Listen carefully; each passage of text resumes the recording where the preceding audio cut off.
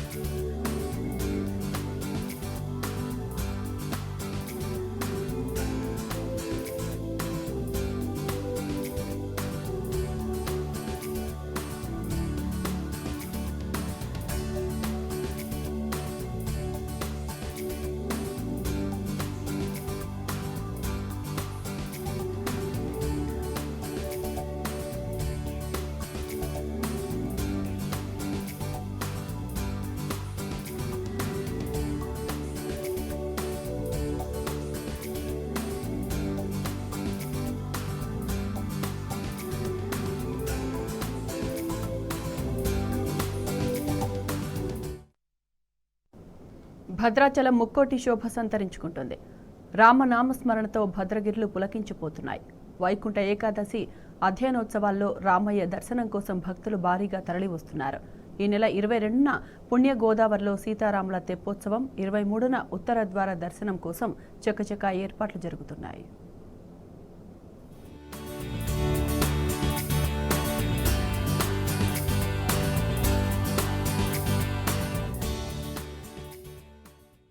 దక్షిణ భారతదేశ అయోధ్యగా పేరుగాంచిన భద్రాచలంలో ముక్కోటి ఏకాదశి పర్వదినోత్సవానికి ప్రత్యేకత ఉంది. వైకుంఠ ఏకాదశి నాడు ఉత్తర ద్వారం గుండా శ్రీరామచంద్రుని దర్శించుకుంటే సకల పాపాలు తొలగిపోతాయని భక్తుల నమ్మకం. భద్రాచల రామయ్య దర్శనం కోసం ముక్కోటి నాడు దేశ విదేశాల నుంచి భక్తులు తరలి వస్తుంటారు. ఈ ఏడాది కూడా భారీగా భక్తులు తరలి వస్తుండటంతో పెద్ద ఎత్తున ఏర్పాట్లు చేస్తున్నారు దేవాలయ అధికారులు. ఈ నెల 13న మొదలైన వైకుంఠ ఏకాదశి అధ్యయనోత్సవాలు జనవరి 2వ తేదీ వరకు కొనసాగుతాయి. జనవరి 3 నుంచి 8వ తేదీ వరకు ప్రత్యేక పూజలు, విలాసోత్సవాలు, సర్వదేవత అలంకారమైన విశ్వరూప సేవ ఉంటుంది.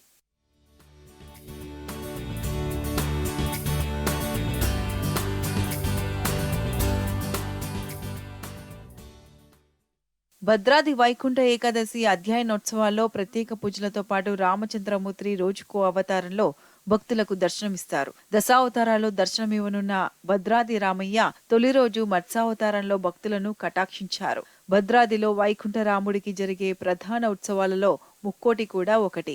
సీతా లక్ష్మణ సమేత శ్రీరామచంద్రమూర్తి కొలువై ఉన్న భద్రాచలం పుణ్యక్షేత్రంలో సీతారాముల కళ్యాణం, శ్రీరామనవమి, వైకుంఠ ఏకాదశి వేడుకలు ప్రధాన ఉత్సవాలుగా చెప్పవచ్చు.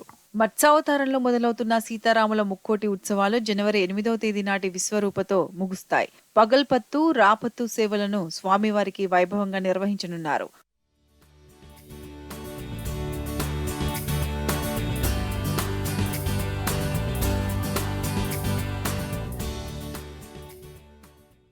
ముక్కోటి ఉత్సవాలకు సుమారు 1,00,000 మంది భక్తులు తరలివస్తారని అంచనా.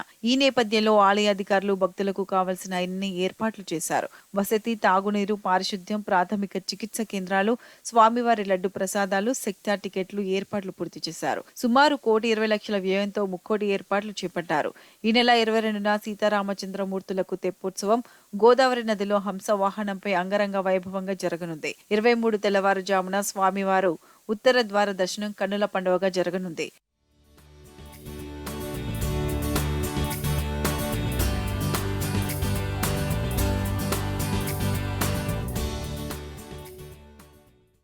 ఉత్సవాలకు వచ్చే భక్తులకు ఎలాంటి అసౌకర్యం కలగకుండా అధికారులు అన్ని ఏర్పాట్లు చేస్తున్నారు. ఇప్పటికే భక్తులకు స్వామివారి ఆహ్వానం పలుకుతూ స్వాగత ద్వారాలు ఏర్పాటు చేశారు. భక్తుల కోసం 2 లక్షల స్వామివారి లడ్డు ప్రసాదాన్ని సిద్ధం చేస్తున్నారు. ఉత్తర ద్వార దర్శనం కోసం ఇప్పటికే ఆన్లైన్లో టికెట్లు, ఆయా కార్యాలయాల్లో టికెట్లు విక్రయాలు చేస్తున్నారు. విద్యుత్ దీపాల అలంకరణతో దేవస్థానం కొత్త శోభను సంతరించుకుంది. స్వాగత తోరణాలు, ద్వారాలు, భక్తుల కోసం సూచిక బోర్డులు ఏర్పాటు చేశారు.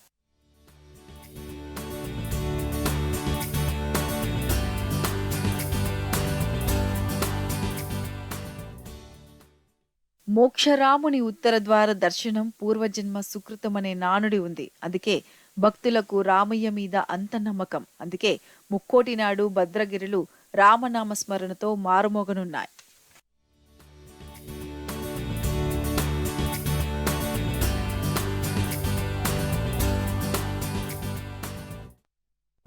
యాదాద్రి శ్రీ లక్ష్మీ నరసింహస్వామి వారి సన్నిధిలో ధనుర్మాస ఉత్సవాలు అంగరంగ వైభవంగా ప్రారంభమయ్యాయి.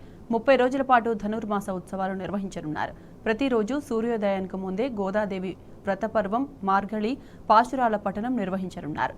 మొదటి రోజు అమ్మవారికి తిరుప్పావై కార్యక్రమం మంగళ వాయిద్యాల నడుమ ఘనంగా జరిపారు.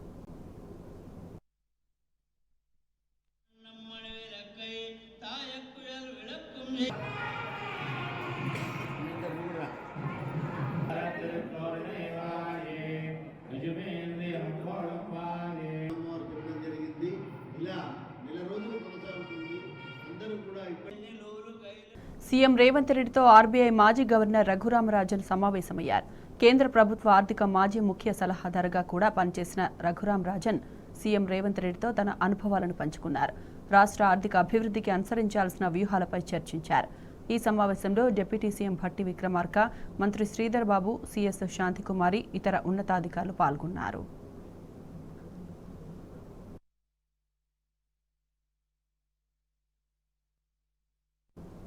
మంచిర్యాల జిల్లాలో దారుణం జరిగింది. టమాటాలు దొంగతనం చేశాడని గంగులు అనే వ్యక్తిని కర్రకు కట్టేసి దారుణంగా హింసించారు. కూరగాయల వ్యాపారి కృష్ణ, అతని కుమారుడు తనపై దాడి చేశారని బాధితుడు పోలీసులకు ఫిర్యాదు చేశాడు. పోలీసులు కేసు నమోదు చేసుకుని దర్యాప్తు చేస్తున్నారు.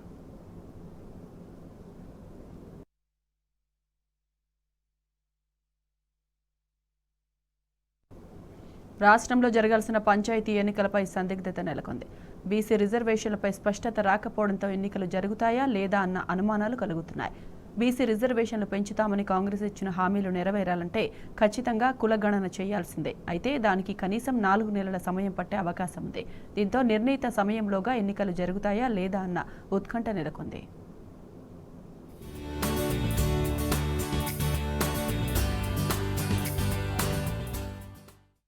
రాష్ట్రంలో వచ్చే ఏడాది జనవరిలోగా జరగాల్సిన సర్పంచ్ ఎన్నికలపై సందిగ్ధం నెలకొంది.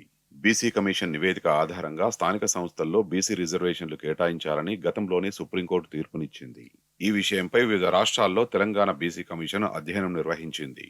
కానీ ఇంకా ప్రభుత్వానికి నివేదిక ఇవ్వలేదు. సుప్రీంకోర్టు ఆదేశాల ప్రకారం సర్పంచ్ ఎన్నికలు జరగాలంటే బీసీ కమిషన్ నివేదిక తప్పనిసరి. అలాగే కాంగ్రెస్ పార్టీ కామారెడ్డిలో విడుదల చేసిన బీసీ డిక్లరేషన్ ప్రకారం చూసినా ఇప్పట్లో సర్పంచ్ ఎన్నికలు జరిగే అవకాశాలు కనిపించడం లేదు. ప్రస్తుతం స్థానిక సంస్థల్లో ఉన్న బీసీ రిజర్వేషన్ 23% నుంచి 42% పెంచి సంబంధిత వర్గాలకు రాజకీయ ప్రాతినిధ్యం పెంచుతామని ఆ పార్టీ స్పష్టమైన హామీనిచ్చింది. అది జరగాలంటే బీసీ కులగణన అయినా చేయాలి, లేదా ఓటర్ల ఆధారంగా కులగణన చేస్తే తప్ప సర్పంచ్ ఎన్నికలు సాధ్యం కాదని రాజకీయ విశ్లేషకులు చెబుతున్నారు. ఈ పరిస్థితుల్లో సర్పంచ్ ఎన్నికలు జరుగుతాయా లేదా అన్న దానిపై ఉత్కంఠ నెలకొంది.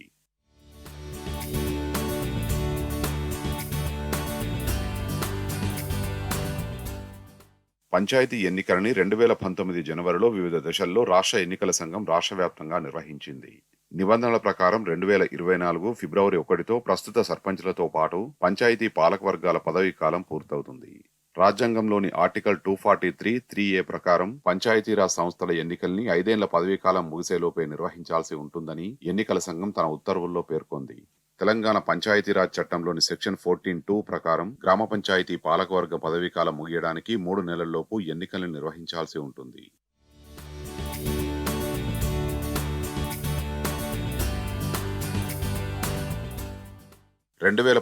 జనవరిలో జరిగిన సర్పంచ్ ఎన్నికల సమయంలోనూ సుప్రీంకోర్టు పలు మార్గదర్శకాలను విడుదల చేసింది. ఎట్టి పరిస్థితుల్లోనూ రిజర్వేషన్లు 50% దాటవద్దని చెప్పింది.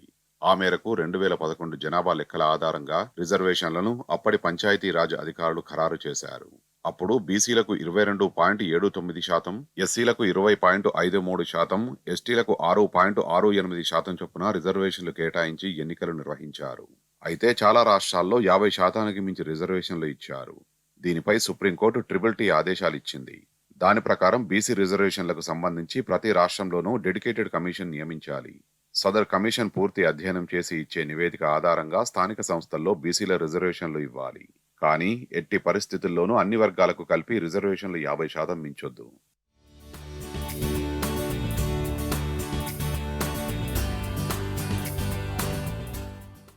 ఈ ఆదేశాలను పరిగణలోకి తీసుకుని బీఆర్ఎస్ ప్రభుత్వ హయాంలోనే రాష్ట్ర బీసీ కమిషన్ వక్లాభరణం కృష్ణమోహన్ రావు ఆధ్వర్యంలో కమిషన్ ఏర్పాటు చేశారు. ఈ కమిషన్ కర్ణాటక, మధ్యప్రదేశ్, తమిళనాడులో పర్యటించి స్థానిక సంస్థల రిజర్వేషన్లను అధ్యయనం చేసింది. కొన్ని రాష్ట్రాల్లో బీసీ కులగణన చేసి రిజర్వేషన్లు అమలు చేశారు. మరికొన్ని రాష్ట్రాల్లో ఓటర్ జాబితా ఆధారంగా బీసీల సంఖ్యను గుర్తించి రిజర్వేషన్లు కల్పించారు. కమిషన్ ఈ విషయాన్ని ప్రభుత్వానికి నివేదించింది. ఈలోగా ఎన్నికల కోడ్ రావడంతో ప్రక్రియ ఆగిపోగా ప్రస్తుత ప్రభుత్వం దీనిపై నిర్ణయం తీసుకోవాల్సి ఉంది. ఇక కులగణన ఆధారంగా రిజర్వేషన్లు కల్పించాలంటే ఇంటింటా తిరిగి కులగణన చేయాలి. ఇలా చేయాలంటే కనీసం 2-3 నెలలైనా పడుతుంది. లేదా ఓటర్ జాబితా ఆధారంగా కులగణన చేయాల్సి ఉంటుంది. కులగణన కన్నా ఓటర్ జాబితా ఆధారంగా చేయడానికి కొంత సమయం తక్కువ పడుతుంది. ఈ 2 పద్ధతుల్లో ఏదో ఒకదానికి ప్రభుత్వం ఆమోదముద్ర వేయాల్సి ఉంటుంది. అలా చేసిన తర్వాత సదరు గణాంకాలను బీసీ కమిషన్ ప్రభుత్వానికి నివేదిస్తుంది. వాటి ప్రాతిపదికగా మాత్రమే బీసీ రిజర్వేషన్లు కేటాయించాల్సి ఉంటుందని నిపుణులు చెబుతున్నారు.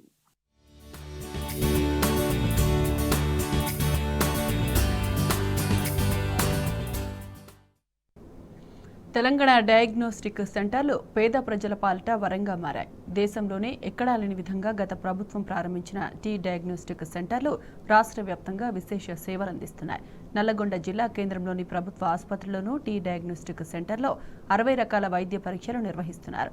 పేదలకు పైసా ఖర్చు లేకుండానే రోగనిరోధక పరీక్షలు జరుపుతున్నారు. అత్యాధునిక మెషిన్లు, సకల సదుపాయాలతో నిరుపేదలకు సేవలు అందిస్తున్న టీ డయాగ్నోస్టిక్ సెంటర్లపై ప్రత్యేక కథనం చూద్దాం.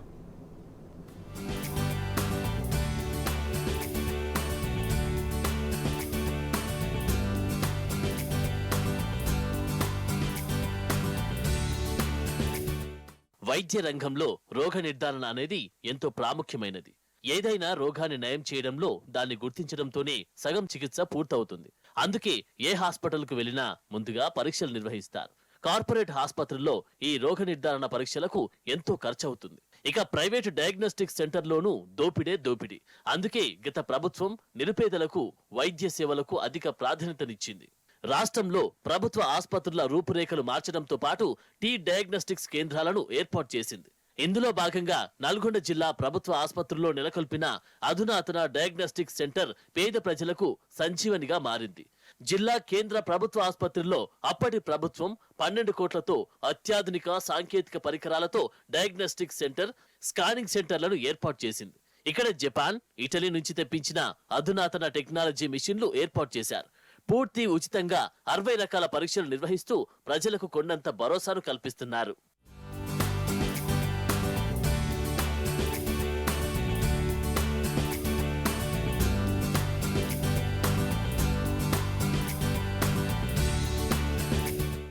ఈ డయాగ్నోస్టిక్ సెంటర్లలో diabetic profile, liver function test, dengue, chikungunya, thyroid, గుండె జబ్బుల పరీక్షలు, cancer, corona, kidney, BP, sugar, ఎముకలు, పాథాలజీ పరీక్షలు ఉచితంగా చేస్తున్నారు. వీటితో పాటు చాలా ఖరీదైన అరుదైన పరీక్షలన్నీ fully automatic clinic chemistry analyser, fully automatic immunoassay analyser, 5 parts cell counter పరీక్షలు కూడా నిర్వహిస్తారు. ELISA reader, urine analyser, ECG, two D echo, CT scan, ultrasound, digital x ray పరీక్షలు చేస్తూ టెస్ట్ రిపోర్ట్లను ప్రజల చేతుల్లో పెడుతూ ఔరా అనిపిస్తున్నారు సిబ్బంది.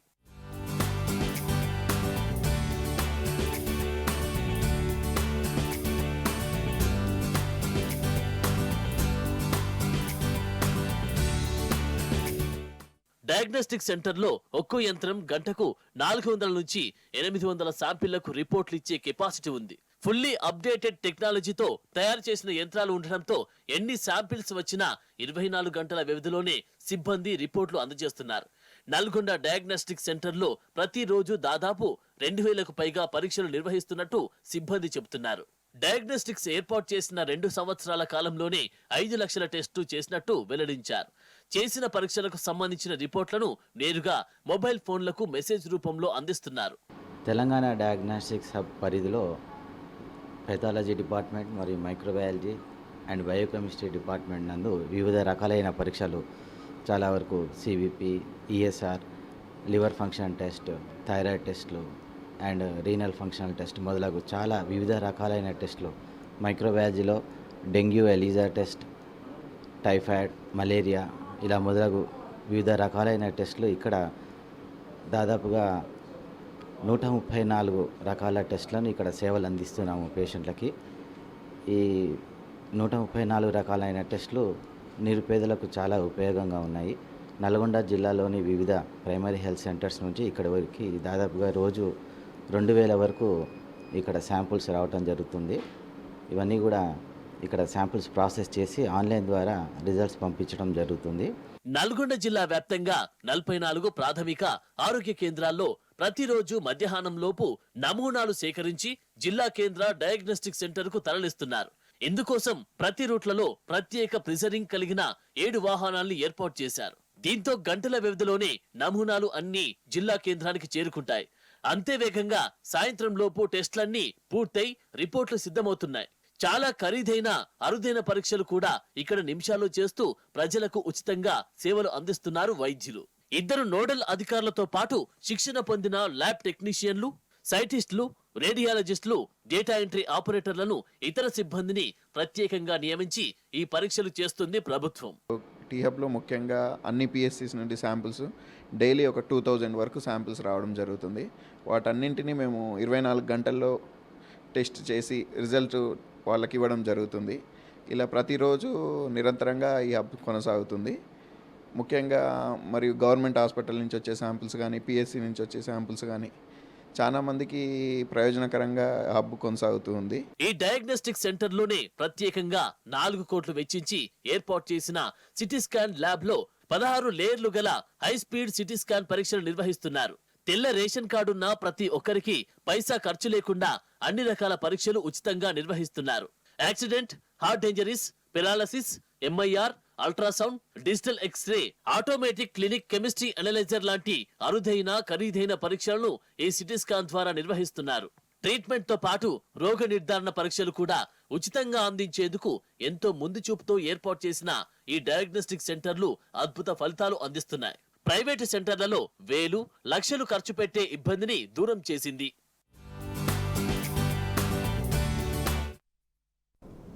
రాఫెల్ యుద్ధ విమానాల కొనుగోలు ఒప్పందంపై వివాదం మళ్లీ రాజుకుంది. ఫ్రాన్స్ న్యాయమూర్తుల విచారణకు మోదీ సర్కారు సహకరించడం లేదని వెల్లడించింది. సమాచారం ఇవ్వకుండా కేంద్రం అడ్డంకులు సృష్టిస్తుందని పరిశోధనాత్మక వెబ్సైట్ మీడియా పార్ట్ తన కథనంలో ప్రచురించింది.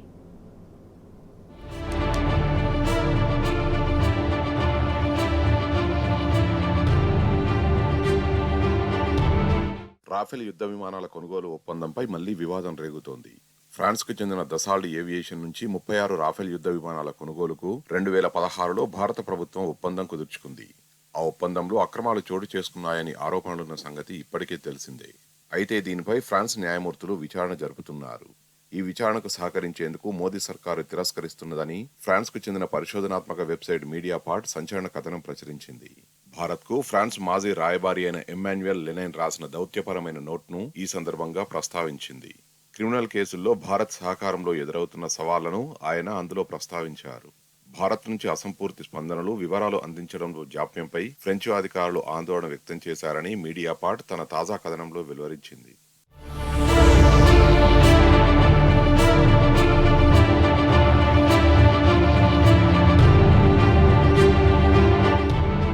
రాఫెల్ డీల్లో చోటు చేసుకున్న అవినీతి, పక్షపాతం, అధికార దుర్వినియోగం వంటి ఆరోపణలపై దర్యాప్తునకు సహకరించాలని ఫ్రాన్స్ జడ్జీలు కోరారు. అయితే 2022 నవంబర్లో అంతర్జాతీయ సహకారం కోసం అభ్యర్థించారని, దీనికి మోదీ సర్కారు తిరస్కరించిందని మీడియా పార్ట్ వెల్లడించింది. దసాల్ట్ అనిల్ అంబానీ నేతృత్వంలోని రిలయన్స్ గ్రూప్ జాయింట్ వెంచర్ అయిన దసాల్ట్ రిలయన్స్ ఏరోస్పేస్ లిమిటెడ్ ఇతర కీలక కార్యాలయాల్లో సోదాలు చేపట్టాలని, ఒప్పందానికి సంబంధించిన జ్యుడిషియల్ పత్రాలు అందించాలని జడ్జీలు కోరారని, అయితే ఆ అభ్యర్థన తిరస్కరణకు గురైందని తెలిపింది.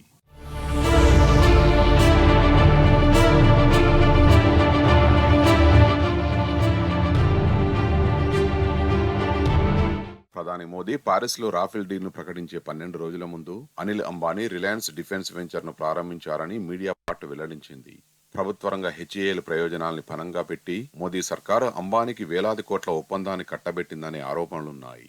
అగస్టా వెస్ట్ల్యాండ్ చాపర్ స్కామ్ లో ఈడీ అరెస్టు చేసిన వ్యాపారవేత్త సుషేన్ గుప్తా రాఫెల్ డీల్లో కూడా ఏజెంట్గా ఉన్నారని, ఆయనకు పెద్ద ఎత్తున కమిషన్ అందిందని మీడియా పార్ట్ గతంలో ఓ కథనంలో ప్రచురించింది. ఇవి బులెటిన్ అప్డేట్స్. నమస్తే.